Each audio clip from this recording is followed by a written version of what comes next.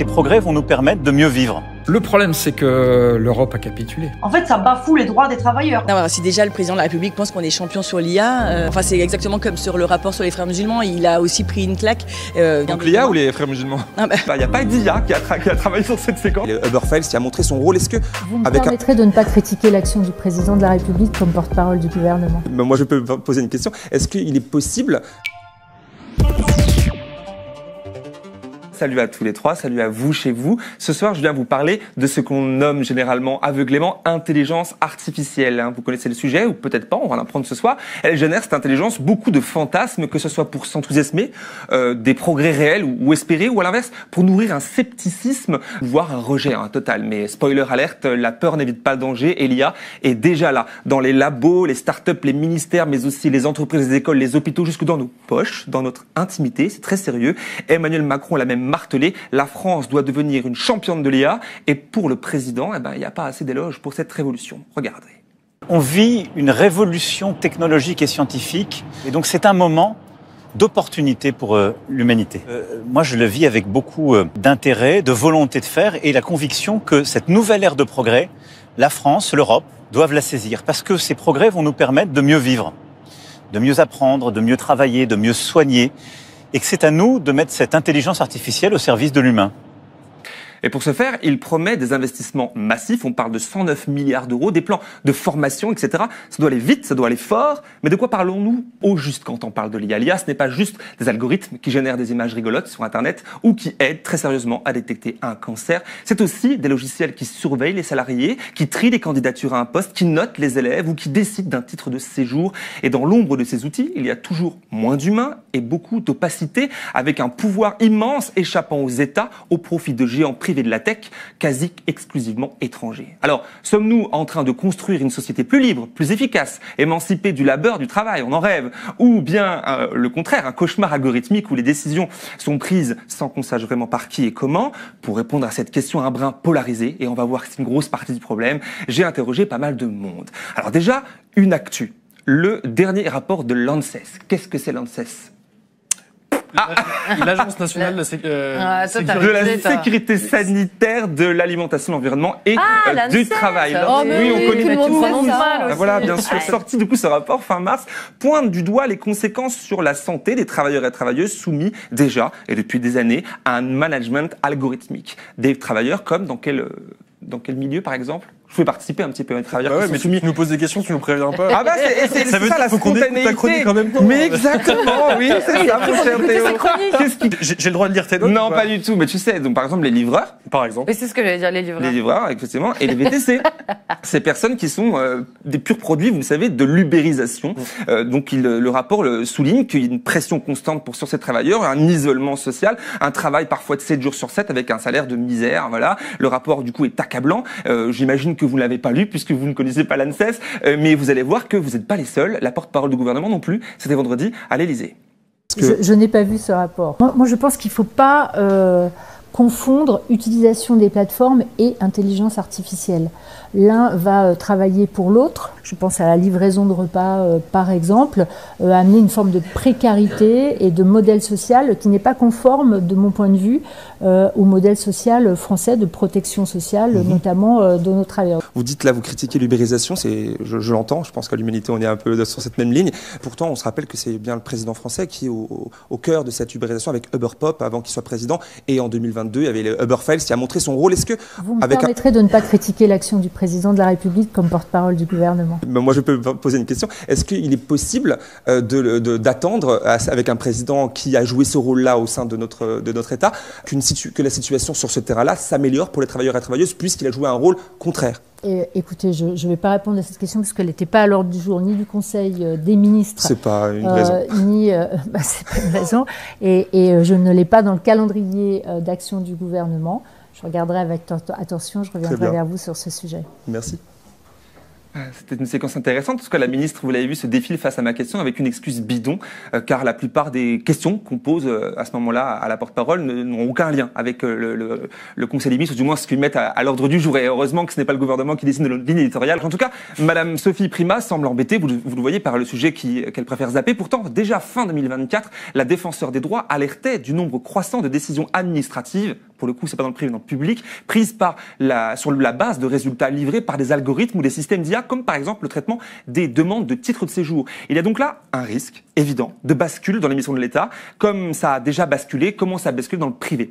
Par exemple, les travailleurs du site d'e-commerce ManoMano, dont on vous a déjà parlé dans les colonnes de l'UMA via les papiers de Pierrick Marissal, donc des travailleurs chez eux qui ont été dans un premier temps remplacés par donc ubérisés par des indépendants, des travailleurs indépendants, ils étaient à peu près 500, ont eux-mêmes participé à entraîner l'IA pendant des mois avant d'être tous virés récemment par mail groupé pour être totalement remplacés par l'outil intelligent.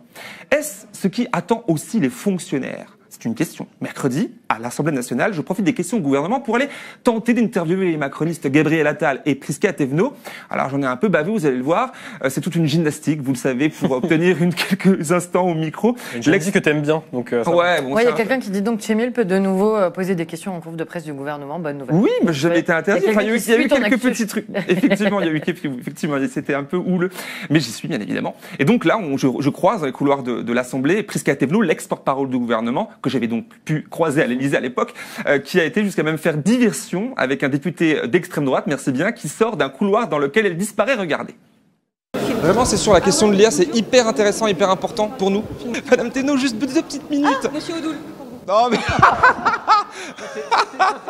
Ah, c'est super vache, franchement. Alors celui qui travaille, je vous l'ai dit, c'est pas moi, c'est Aurélien Lopez. Effectivement, si l'IA peut avoir de très bons côtés et qu'on doit évidemment faire confiance et faire avec cette intelligence artificielle qui arrive et dont on ne peut pas faire comme si elle n'existait pas, il n'empêche que oui, non, nous sommes attachés. Et je vous l'ai dit, moi en tant que mère de famille, typiquement quand je suis dans une grande surface, je ne vais pas à la caisse automatique. Je préfère aller là où il y a une caissière ou un caissier en chair et un os parce que voilà, je respecte ce travail. Non, alors, si déjà le président de la République pense qu'on est champion sur l'IA... Il souhaite que la France le soit. D'accord, enfin c'est exactement comme sur le rapport sur les frères musulmans, il a aussi pris une claque, on ne leur en parle jamais, on ne prépare pas non plus les citoyens. Donc l'IA ou les frères musulmans?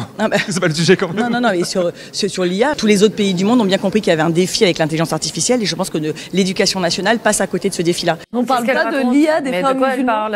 Je me demandais quand est-ce que ça allait arriver, que c'est la faute des musulmans. C'est étonnant. Vous le voyez, Laure Lavalette, donc la porte-parole, une des porte-paroles d'un parti qui aime rappeler être le premier parti de France, qui défend les salariés, etc. Se rattrape aux branches, là, comme vous voyez, alors qu'elle me parle des frères musulmans, du rapport des frères musulmans qui n'a aucun lien avec l'IA. Bon voilà, une parodie quelque part. Les frères musulmans qui tiennent les supermarchés maintenant. C'est une nouvelle enquête pour l'humanité. On va travailler pour vous, vous allez voir. C'est assez fou, mais bon, ma foi, ça a eu lieu. Il n'y a pas d'IA qui a travaillé sur cette séquence. Elle est bien réelle. En tout cas, c'est à Bruxelles, depuis chez moi, via la vidéo à distance, que j'ai réussi à avoir les premières réponses intéressantes. Écoutons, pour commencer, Leïla Chaibi, eurodéputée insoumise, qui travaille sérieusement depuis des années sur cette question. Moi, un exemple auquel je pense souvent, c'est Brahim Banali, qui est chauffeur VTC, et qui me dit, moi, j'ai l'impression d'être un Pokémon, en quelque sorte, comme dans le jeu Pokémon Go, et que chez Uber, comme ça, ils sont derrière leur ordinateur, et puis ils s'amusent à me donner à manger à un moment donné, de m'orienter vers telle course, en gros, d'être les marionnettes, en quelque sorte, d'Uber. Moi, j'ai que des petites courses, des courses à 12 €, tandis que mon voisin, il a tout le temps des courses à 40 €, 50 €. Est-ce que c'est parce que je refuse tout le temps les petites courses quand on me les propose, que du coup, pour me sanctionner, on me propose des petites courses? Ou, à l'inverse, est-ce que mon voisin, parce qu'il refuse les petites courses, on va lui proposer des grosses parce qu'on va dire que c'est ça qui lui correspond. C'est l'opacité. J'ai pas un interlocuteur avec qui parler pour m'expliquer. En fait, ça bafoue les droits des travailleurs. Et ça revient même sur tous les droits qui ont été arrachés par les travailleurs. L'insoumise regrette ici, vous l'entendez, que l'IA aussi ne soit pas développée pour, par exemple, réduire le temps de travail. Bref, une IA émancipatrice. Et c'est possible. L'eurodéputé fait partie de ceux et de celles qui ont travaillé à des directives venant donner des droits aux travailleurs des plateformes, par exemple avec la reconnaissance, la présomption de salariat. Mais de son aveu, c'est encore loin d'être satisfaisant. Alors que l'IA dépasse désormais le cas des plateformes, elle concerne toute la société. C'est dans ce sens que l'IA Act est adopté le 21 mai 2024 avec une entrée en vigueur progressive depuis l'été dernier. Un texte tardif pour certains, qui vise à encadrer le développement des IA en Europe, notamment en les classant en 3 catégories. Celles interdites directement, car trop dangereuses. Par exemple, celles qui manipulent les émotions des êtres humains, qui contrôlent les citoyens. Celles qui sont régulées, qui doivent être régulées. Et aussi celles qui sont considérées comme sans risque, et donc c'est OK. Est-ce que ce texte est suffisant pour nous protéger des dérives de l'IA? J'ai posé la question telle quelle à David Cormand, eurodéputé vert, toujours à Bruxelles. Alors non, pour plusieurs raisons. La première raison, on vient de la mentionner, c'est que, y compris pour les IA décrites comme à risque, il y a quand même des exceptions pour que, de fait, des technologies problématiques d'IA soient développées. On ne va pas empêcher des entreprises d'IA européennes de développer des technologies interdites dans l'Union européenne pour les vendre ailleurs. Au nom de la compétitivité, on va juste empêcher l'usage dans l'Union européenne, ce qui est quand même un problème. Ensuite, ça va être aussi de l'usage des IA ou des algorithmes dans les services publics. Après, il faut des moyens d'investigation pour pouvoir vérifier que l'usage, la loi, soit bien respecté, ce dont on n'est pas aujourd'hui sûr. Le tableau n'est donc pas très réjouissant et c'est sans aborder la question environnementale, tragique sur l'aspect consommation énergétique de l'IA. David Cormand dénonce aussi la position française, politiquement, qui a basculé de la protection de nos acteurs économiques via la régulation au soutien sans frein à l'innovation et donc, de facto, à la soumission aux géants états-uniens et chinois. Pour justifier cette course quasi aveugle, le président Macron décrivait il y a quelques jours à l'issue du sommet Choose France, je cite, un risque de désynchronisation avec le reste du monde, lui permettant alors de taper sur l'UE régulatrice qui ne l'est même pas tant comme on l'a vu. Quittons Bruxelles pour revenir à Paris où vendredi j'ai pu m'entretenir avec le vice-président du Sénat, le communiste Pierre Ouzoulias, ici avec Aliénor Lyons à la caméra. Est-ce que vous vous sentez puissant ou impuissant face à ces puissances supranationales que vous décrivez là? Le problème, c'est que l'Europe a capitulé. Avec l'IA, ça a capitulé. Bien sûr. Bien sûr. Aujourd'hui, le mot d'ordre, c'est on permet l'innovation et on viendra réguler après.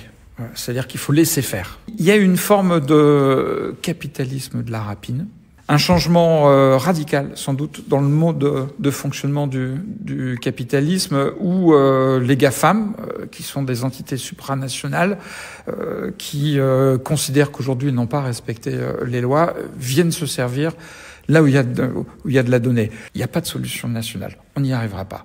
Et face aux GAFAM, aujourd'hui, il n'y a pas de coordination européenne. Il n'y a pas volonté de les arrêter pour mettre en place des solutions souveraines européennes. Bien qu'il sache lui aussi souligner de son côté, comme beaucoup de monde, l'aspect progrès utile des IA dans certains cas précis, le vice-président du Sénat non plus n'est pas très rassurant dans l'ensemble. Un message diamétralement opposé au sourire convaincu de notre président. Le président Macron qui s'est encore réjoui il y a quelques jours, annonçant sur X, comme vous le voyez à l'écran, la prochaine création d'un campus IA en Île-de-France, avec notamment MGX, Mistral AI et Nvidia, c'est-à-dire les Émirats Arabes Unis et les USA. Même Mistral AI, censé être français, est détenu en grande partie par Microsoft. On a là la sensation d'avancer à marche forcée vers un nouvel ordre mondial redéfini à l'aune des nouvelles technologies et de leur gouvernance surtout. On va finir sur ça. Tout va extrêmement vite, pour le meilleur comme pour le pire, mais la balance est-elle à l'équilibre? Manifestement peu, mais l'innovation n'attend pas. À Lyon, en avril, des IA ont été testées pour corriger les copies d'élèves avec brio à la place des professeurs. La police française utilise parfois, en dehors du cadre légal, la reconnaissance faciale, biométrique. Gérald Darmanin, d'ailleurs, pousse de son côté ces derniers jours pour son usage étendu et pour la suppression de l'argent liquide officiellement pour des raisons de sécurité. C'est toujours la même rengaine. On séduit l'opinion avec une fonctionnalité mignonne comme la tendance Ghibli, souvenez-vous, ou des promesses de guérison du cancer pour en réalité surtout appuyer sur le champignon de la répression ou de l'industrie, du business industriel gras. Pour ma dernière intervenante, elle aussi très consciente des dangers et des dérives de l'IA, mais aussi, je la cite, de la guerre géopolitique dans laquelle nous se trouve, il y a aussi un immense champ des possibles. Valentine Godard est avocate, membre du Conseil consultatif sur l'intelligence artificielle du Canada et experte des Nations Unies en matière de politique et de gouvernance de l'IA. Elle nous répond depuis Montréal. Le plus gros problème actuellement, c'est le manque de représentation d'une diversité, un manque de représentation de femmes dans les équipes de recherche et de développement des IA elles-mêmes. Ça a un impact sur le type d'IA qu'on produit, comment on les produit. L'IA en soi, c'est un apprentissage machine. On prend des informations qu'on appelle des données et on enseigne à la machine qu'est-ce qu'on veut en faire finalement. On peut décider à quelle entreprise on accepte de donner nos informations. Je pense qu'on va souvent simplement accepter les cookies, accepter sans intervenir. on zappe trop souvent vite le pouvoir citoyen par fatalisme ou par naïveté. Est-ce que, d'ailleurs, je vous pose la question pour finir, vous saviez que depuis hier, le 27 mai, toutes nos données personnelles, que ce soit des photos, des vidéos, des commentaires, des stories publiées par des adultes européens sur Instagram et Facebook, ont commencé à être récupérées par Meta, vous le saviez? Oui, il y a eu pas mal d'articles. Moi, j'ai vu pas mal de posts Insta qui disaient voilà comment faire pour refuser et tout. Donc, il y avait des petits tutos, genre. Voilà. Sauf qu'on s'est fait avoir tellement de fois de leur poste ça sur ton compte Facebook. Ouais, moi, j'y ai pas du tout prêté attention. Il y avait 2 clics à faire. Mais c'est efficace, ça? Oui, efficace. C'est toute la question, en vérité. Comme Osudas nous disait, pour savoir si ça se met en place, c'est compliqué à savoir. Mais en tout cas, c'était une possibilité qui était rendue donc possible grâce notamment au travail des législateurs qui ont permis cette solution pour nous donner un peu de contrôle. Alors, est-ce que c'est efficace? Est-ce que c'est suffisant? Ça ne l'est pas. C'est bien pour cela que Valentine Godard insiste sur l'intervention citoyenne. C'est pas un vain mot, une forme de lobbyisme citoyen éclairé, informé, contrairement à beaucoup d'élus qui ne le sont pas, si peu informés, pour leur demander à nos élus de nous rendre des comptes, de les faire agir dans l'intérêt général. Je veux avoir confiance en l'humanité, en l'humain, en notre intelligence collective.